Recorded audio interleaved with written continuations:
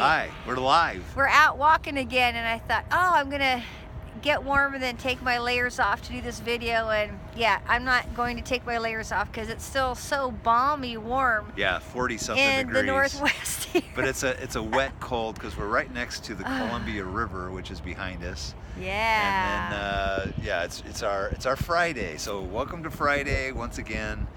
And today we're kind of right along this nice walkway, and as you can look over Brenda's shoulder, there's a bunch of geese, and then over my shoulder, or kind of between us, are a bunch of other geese. On the grass, huh? On the grass. Some are sitting on the soft grass, some are sitting on the hard walkway.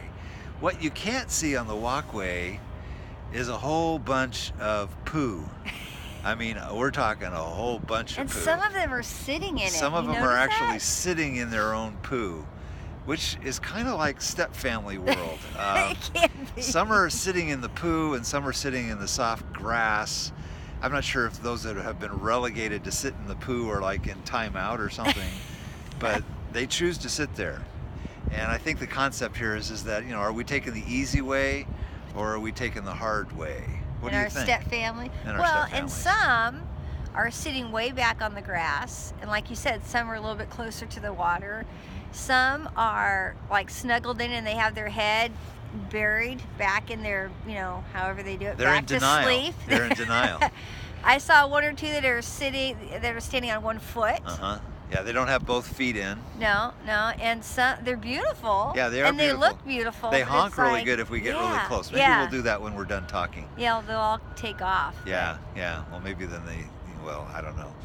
But the whole idea of how this is a pretty cool representation of a step family, how each goose here is so different, and they've chosen to be in different places, and they're not all in the same place, like huddled together and feeling the love. No.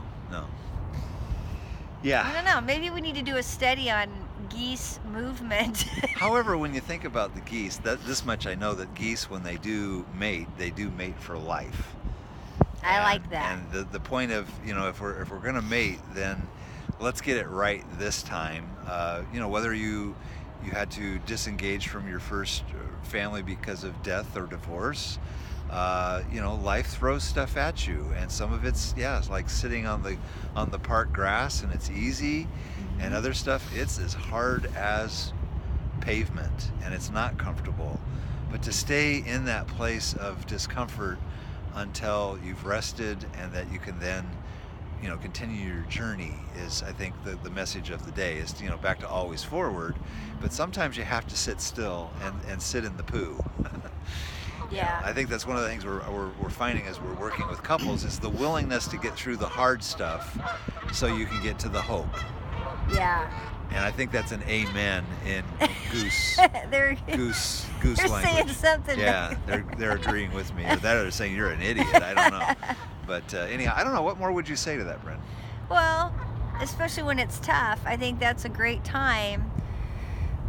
So many different directions we could go on this, but a great time to be able to pull together and get behind your wall, and know that you're not the enemy, and that we're in this together. I think is really important, and sometimes we're not real with each other, and we're posers, and or we're hiding, and whether you know it or not, your kids are watching. Yeah, I mean, very perceptive. Yeah, like some of these geese back here who stuck their head inside their wing because they don't want to look. They're hiding. They don't want to deal with the poo. And sometimes, you know, don't be offended by saying this, but you know, some of us just need to pull our head out. We really do, and really deal with the crap, because it isn't going anywhere till you deal with it. You know, whether that be scrape it off, wash it off.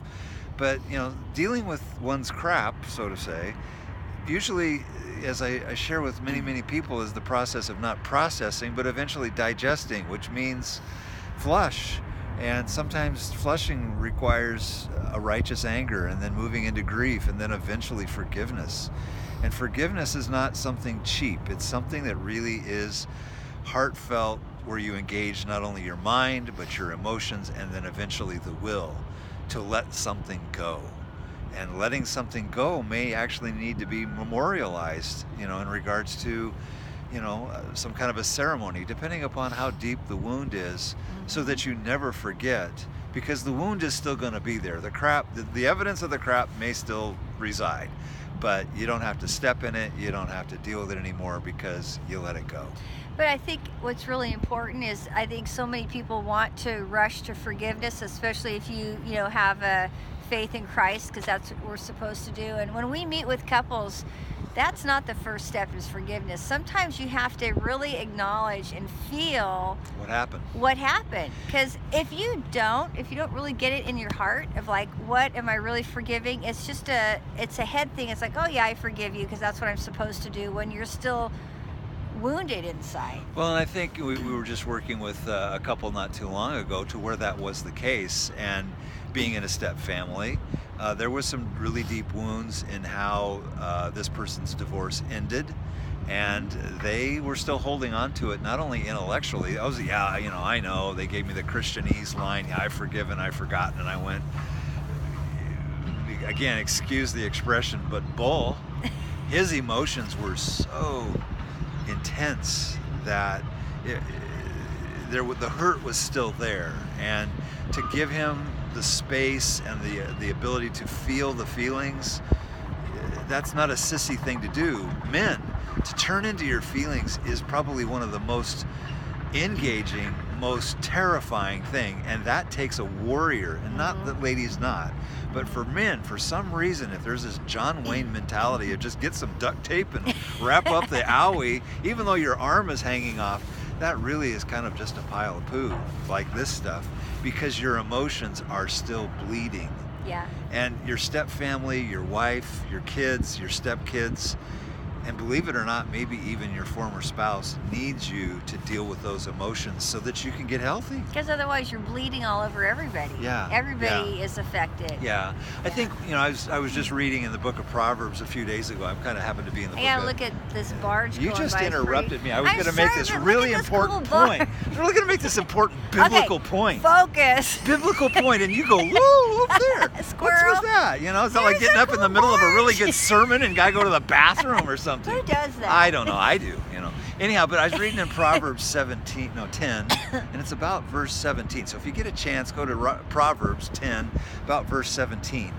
And it depends on what version you read. But the key point about it is that the thought is that for those that are receiving reproof and instruction, are actually, it's a blessing to them as well as all those that are around them. It's a path of life, as it puts it in the Amplified. On the inverse side, for those of you that are rejecting reproof and instruction and correction, not only do you suffer, but everybody around you suffers. And so I guess the point that Solomon is making is take the path of life, not the path of death, because you are leaving an impact. There's a wake behind you, just like this big tugboat that went down.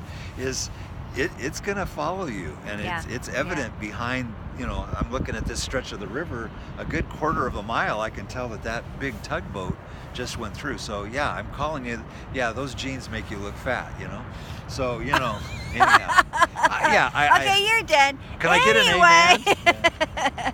No, but that's good stuff. And the beauty of, and we've said this before, you've heard us say this before, that a lot of people think that what bonds couples is the great vacations and the great dates and dinner, but what really bonds couples is the pain. It's the poo. And when you gut stuff out together, and you empathize with each other and support each other and not be so protective of your own stuff that you can't help protect and grow with your spouse, you're missing it. Well, and I think it goes back to one of the concepts that we shared in the book and the workbook and even in the seminar, is about the issue of foxholes.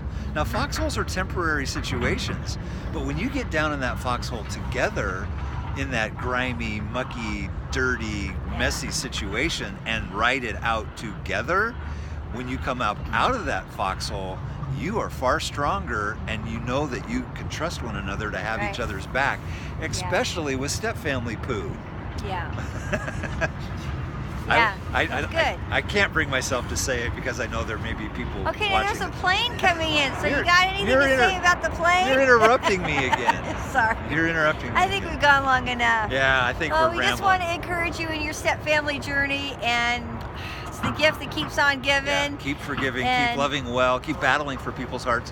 One last thing that we want to, one last thing we want to share in terms of battle is to the side, and Brenda's going to take a look at this. I think we've shown this to people before, but we're standing along the Columbia River, which was bustling during World War II. Behind us is actually not too far, but maybe a half a mile up, what was referred to as the old Kaiser shipyards. So they turned out of this part of the Columbia River and then sent them out into the Pacific Fleet, supply ships by the hundreds.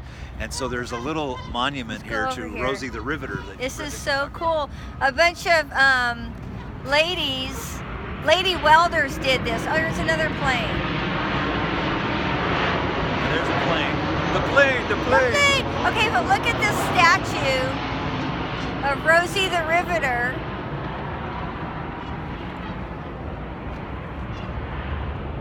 You're supposed to talk.